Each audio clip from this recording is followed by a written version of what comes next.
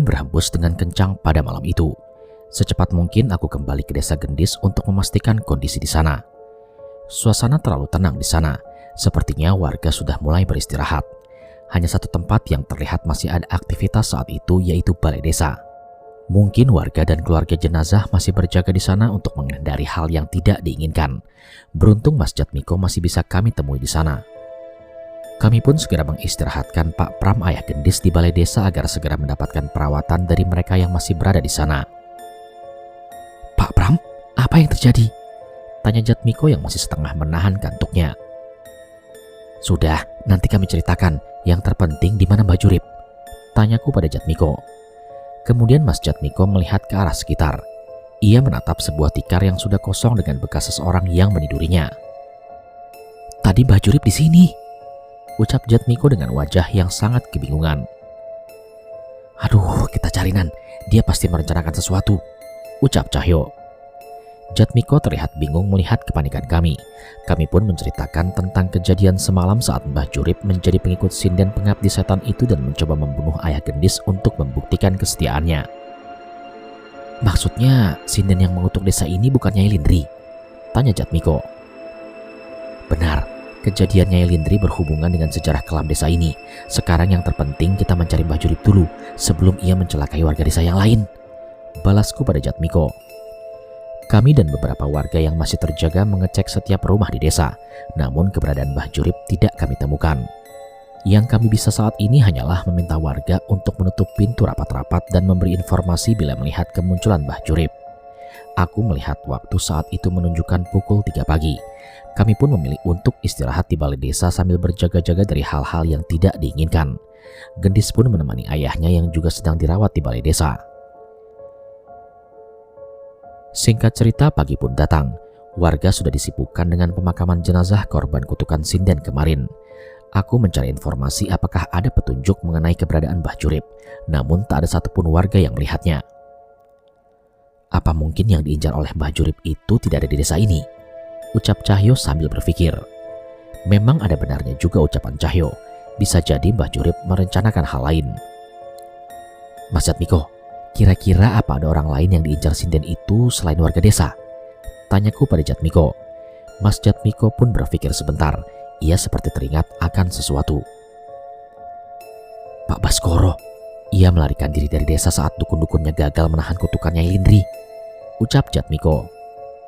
"Mas Jatmiko tahu Baskoro kemana?" tanyaku, dan Mas Jatmiko pun menggeleng. "Saya nggak tahu Mas, lagi pula biarin aja kalau orang seperti Baskoro mendapat ganjarannya," ucap Jatmiko dengan wajah yang sangat kesal.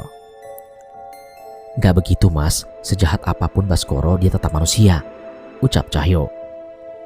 "Tapi dia penyebab semua ini Mas. Seandainya ia tidak memperlakukan Nyai Lindri seperti itu, kutukan ini gak akan bangkit." Wajah Jatmiko terlihat geram. "Kalau Baskoro mati, lalu apa? Apa kutukan ini akan selesai? Lalu apa yang terjadi dengan roh Baskoro yang tidak tenang? Bagaimana kalau anggota keluarganya menuntut balas dengan ilmu hitam?" ucap Cahyo yang mulai kesal dengan jawaban Jatmiko. Aku sebenarnya mengerti kekesalan Jatmiko dan menahan emosi Cahyo. Walaupun sebenarnya tidak ada yang salah dengan apa yang dikatakan oleh Cahyo. "Mas Jatmiko, kalau sampai Pak Baskoro mati di tangan setan itu, artinya setan itu menang. Keadaan gak akan pernah menjadi lebih baik. Percayalah, hukuman dari Yang Maha Kuasalah yang lebih bijak daripada apapun," ucapku pada Mas Jatmiko. Kemudian Mas Jatmiko masih terlihat kesal, namun sepertinya ia menerima pendapatku. "Besar kemungkinan dia ada di desa sebelah, desa tempat sanggar Ki Joyo Talun berada.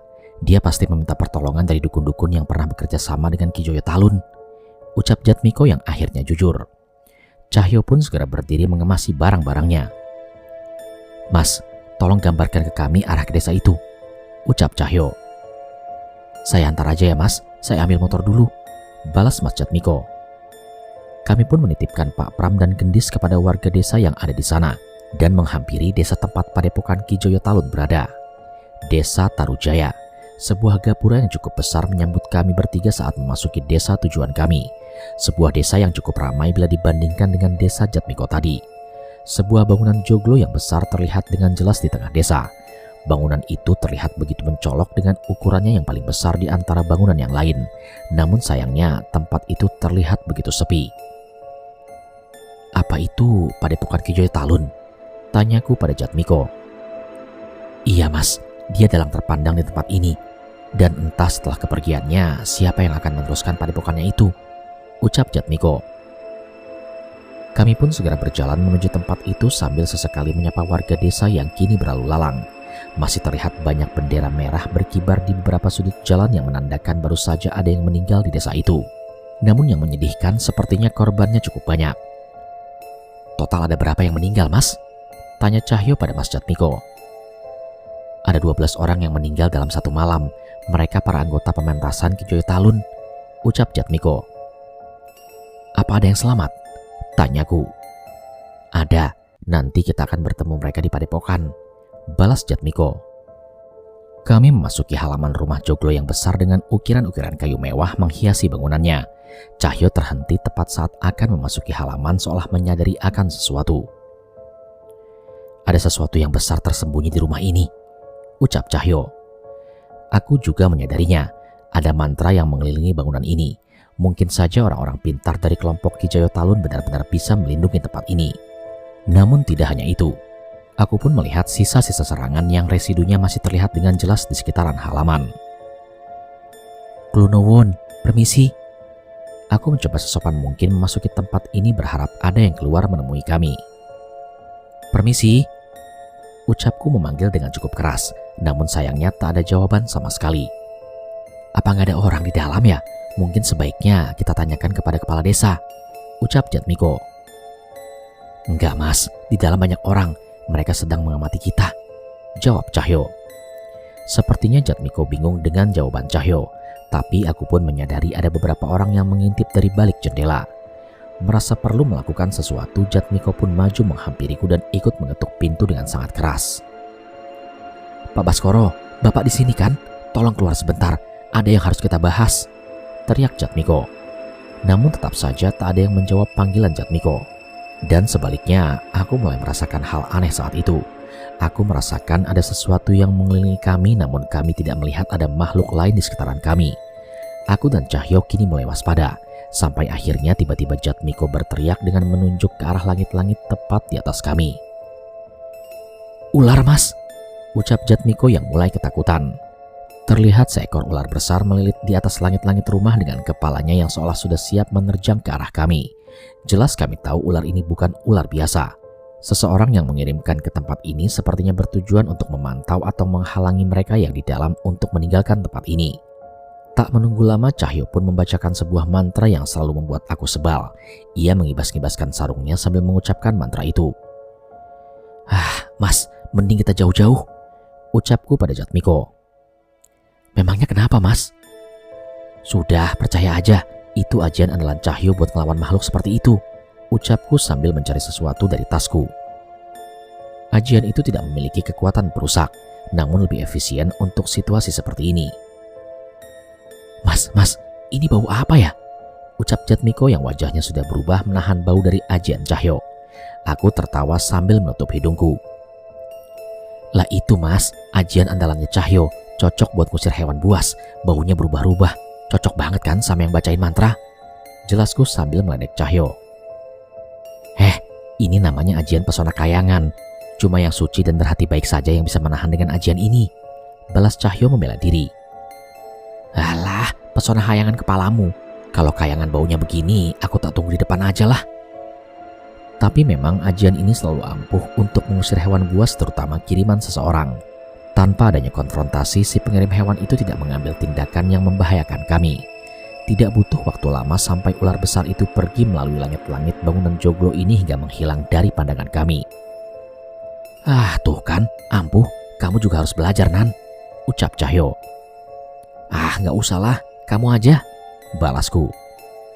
Saat mengetahui ular itu tidak ada lagi di sekitaran rumah, tiba-tiba suara kunci pintu kayu terdengar dan seseorang keluar menemui kami.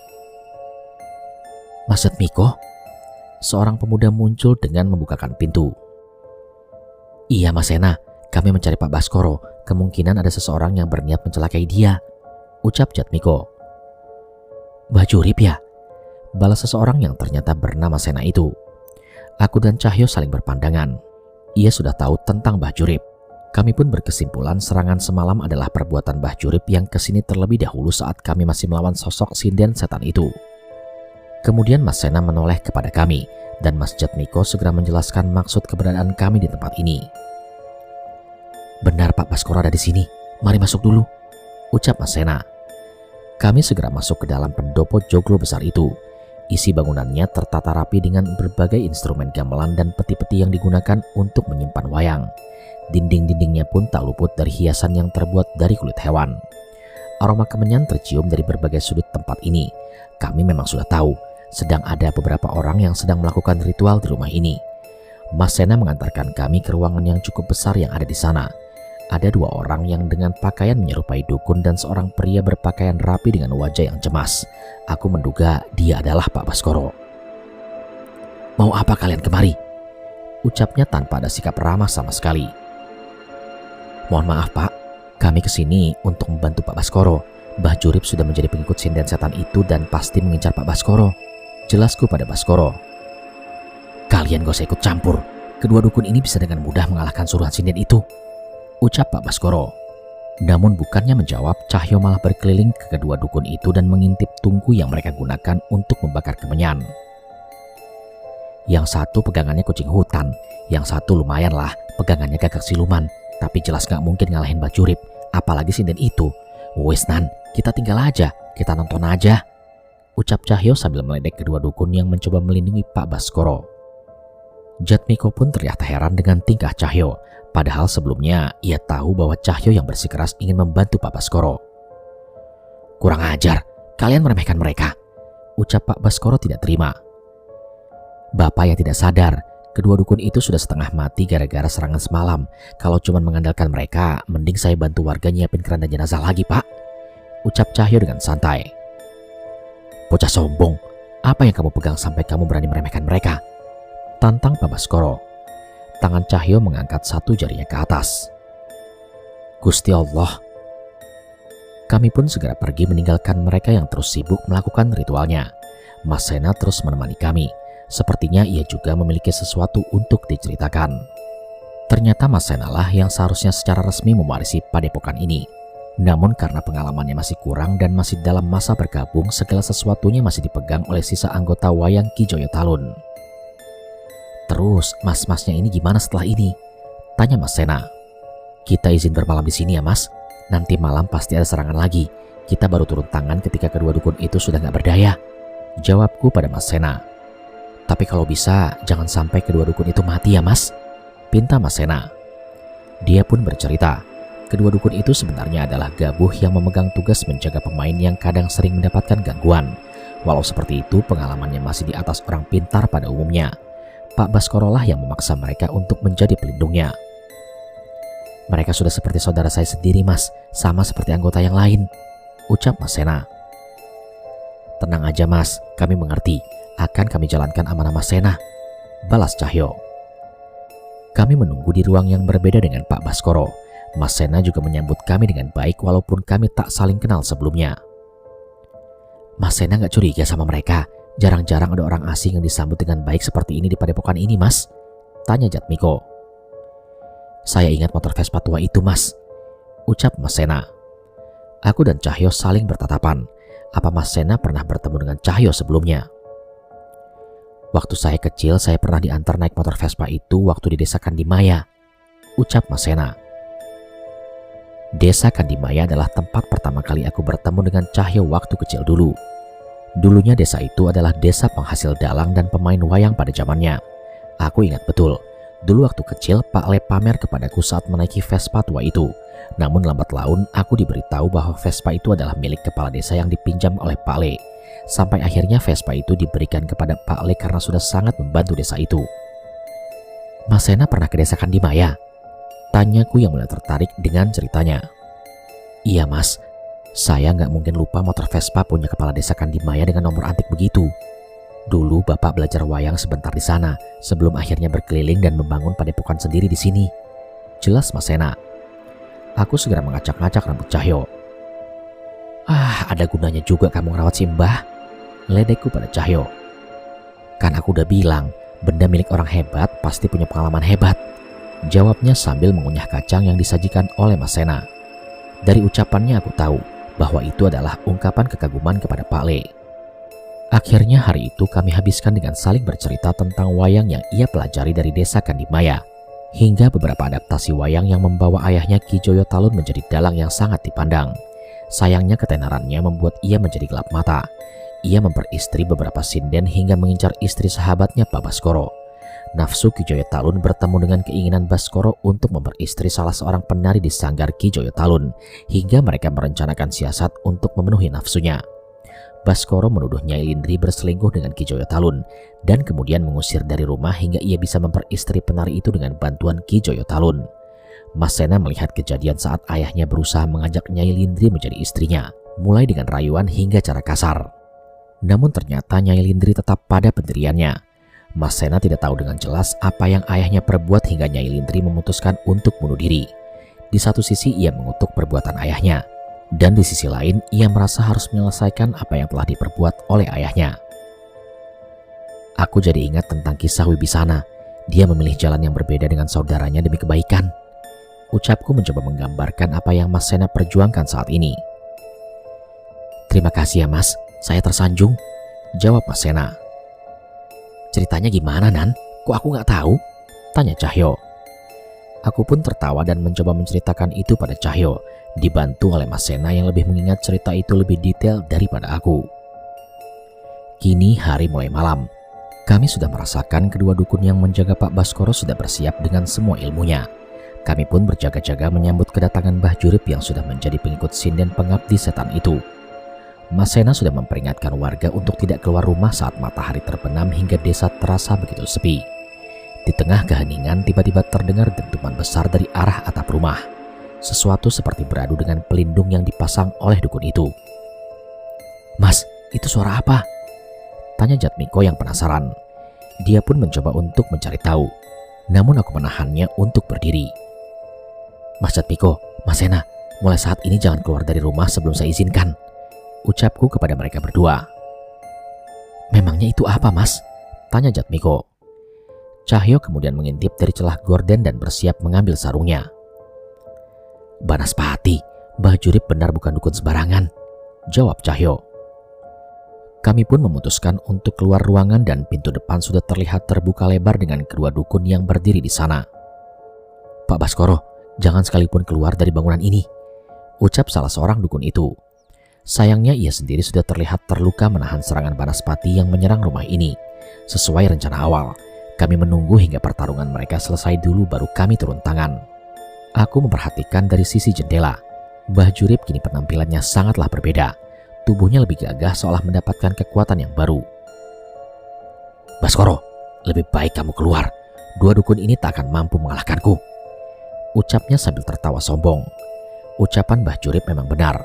Itu dapat dipastikan dari kedua dukun yang tak berani membalas ucapan Mbah Jurip. Kedua dukun itu membaca mantra dengan masing-masing keris yang ada di genggamannya. Dari keris itu terlihat bayangan sosok makhluk berwujud kucing besar berwarna hitam dan makhluk bersayap menerjang ke arah Mbah Jurip. Mbah Jurip pun terlihat waspada. Ia juga mengeluarkan kerisnya berusaha membaca dari mana makhluk kiriman kedua dukun itu akan datang. Dan tepat saat akan menyerangnya, sebuah libasan ekor ular besar mementalkan kedua makhluk itu. Namun tak cukup sampai di situ. Sosok ular itu tiba-tiba muncul di dekat makhluk andalan kedua dukun itu dan kini memakannya. Saat itu juga darah bermuncratan dari mulut kedua dukun yang melindungi Baskoro. Kami bersiap keluar menghampiri kedua dukun itu dan menariknya masuk ke dalam. Sudah Mbah Jurip, mengikuti sinden itu cuma akan membuatmu sengsara. Kembalilah, kami akan melindungimu, ucapku pada Mbah Jurip. Dasar bocah, kalian tidak mengerti apa-apa, ucapnya sambil tertawa. Kami sudah tahu, kamu terpaksa jadi pengikut sinden itu agar kamu tidak dibunuh kan? Sudah Mbah, hentikan sebelum terlambat, ucapku pada Mbah Jurip. Dan Mbah Jurip malah tersenyum semakin lebar. Tidak ada penyesalan dalam keputusanku. Sinden itu memberikan semua yang aku inginkan, termasuk dia. Setelah ucapan Mbah Jurip, tiba-tiba muncul seorang wanita berpakaian sinden dengan dandanan yang menawan menghampiri Mbah Jurip. Parasnya terlihat begitu cantik bak bidadari. Hampir tak ada cacat sedikit pun dari kecantikannya. Kulitnya putih menawan semakin indah dipandang dengan kebaya hijaunya yang tembus pandang. Ia berjalan dengan anggun dan menggandeng Mbah Jurip seolah patuh melayani Mbah Jurip.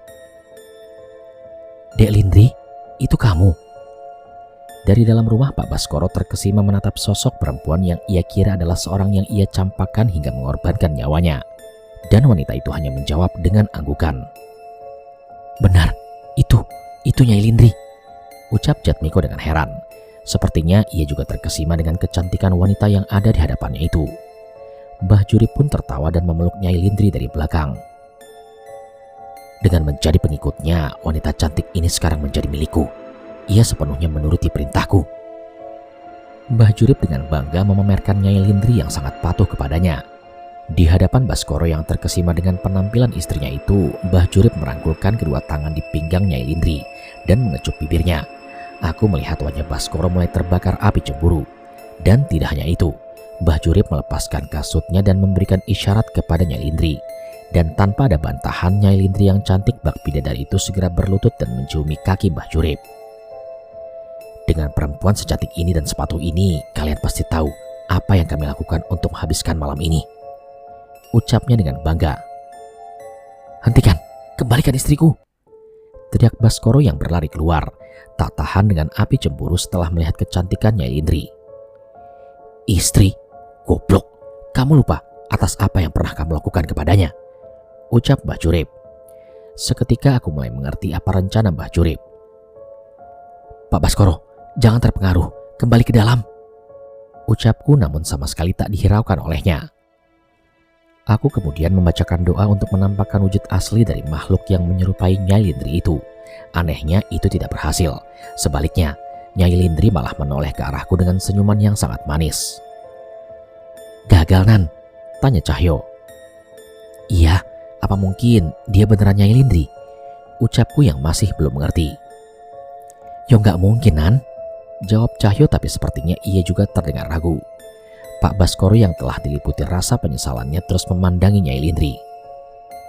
"Dik, ini Mas Baskoro, maafin Mas ya, kita pulang," ucap Pak Baskoro memohon. "Jangan Pak, dia bukan Nyai." Aku mencoba menghentikan Pak Baskoro, namun dia mendorongku mundur menjauh darinya.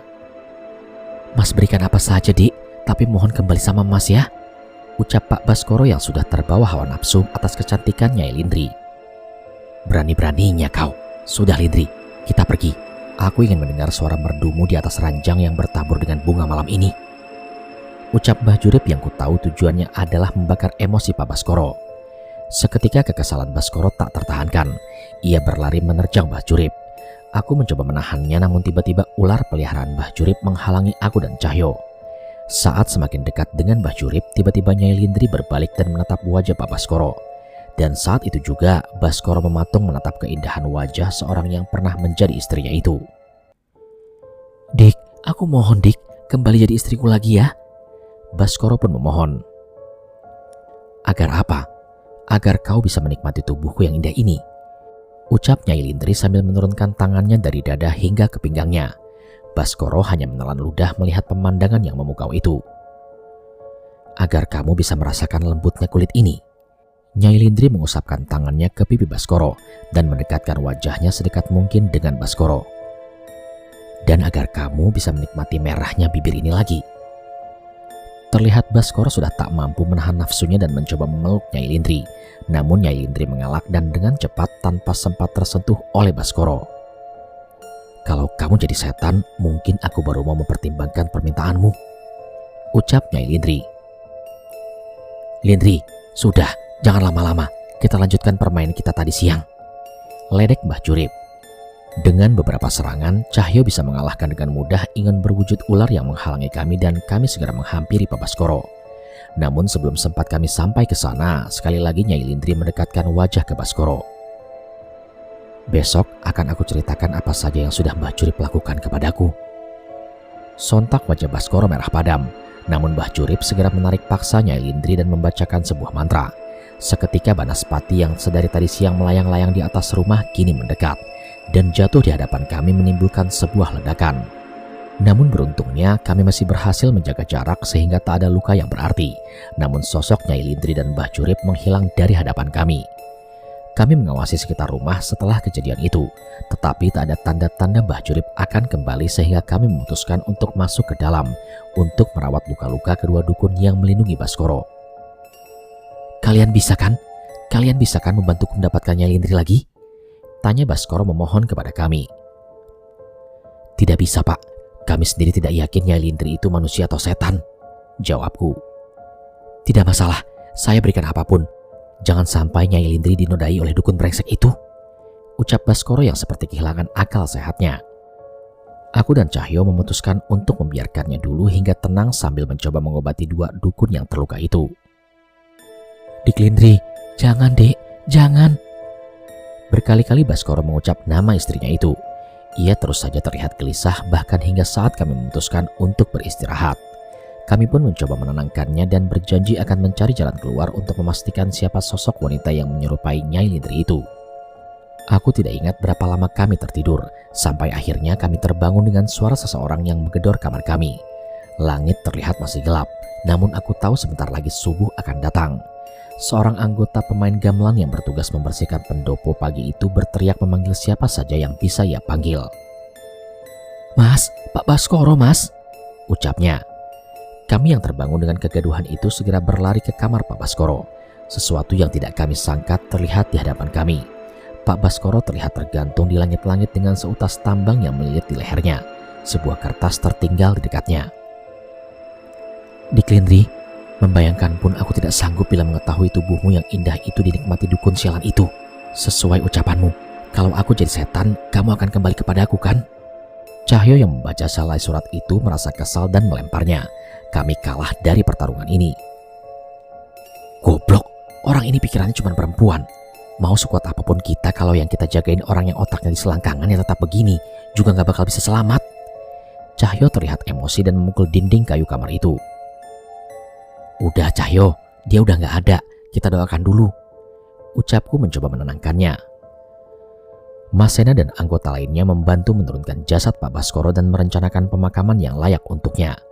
Belum sempat matahari terbit, tiba-tiba jendela kayu di ruangan itu terbanting dengan sangat keras. Terdengar suara alunan suara sinden yang menyanyi di bawah gelapnya langit itu. Itu pemandangan yang sangat mengerikan. Sinden berwajah mengerikan yang kami lihat di pendopo dekat desa Gendis memimpin beberapa roh wanita dengan dandanan yang seperti sinden. Namun sebagian sudah berkeriput dan tak jarang wajahnya sudah menghitam seperti jasad yang sedang berjalan. Salah satu di antara mereka adalah Nyai Lindri yang datang ke tempat ini semalam. Ia berdiri di sebelah sinden yang memimpinnya itu. Mereka berdiri di sana dengan senyuman seolah merayakan kematian Baskoro. Duk, satu dendammu pada laki-laki biadab itu sudah terbalaskan. Kini kita tuntaskan dendam kita pada warga desamu, ucap salah seorang sinden yang memimpin itu. Nyai Lindri sedikit menekukkan kakinya menunduk dan memberi hormat pada sinden itu. Setelahnya mereka pun memalingkan badan dan pergi dari penglihatan kami. Mas Danan, bagaimana ini? Kami bisa mati, ucap Jatmiko ketakutan. Tenang ya mas, kita akan cari cara untuk menghentikan sinden itu, ucapku mencoba menenangkan Jatmiko. Tapi kita belum tahu cara menangkal tembang sinden yang hampir membunuh kita kemarin, tambah Cahyo yang juga terlihat khawatir. Mendengar perbincangan kami, Mas Sena pun mendekat. Mas Danan, Mas Cahyo, ada yang mau saya ceritakan, ucap Mas Sena. Kami mengalihkan perhatian kami pada Mas Sena. Ia mengatakan mungkin ada sesuatu yang bisa membantu kami mengalahkan sinden itu.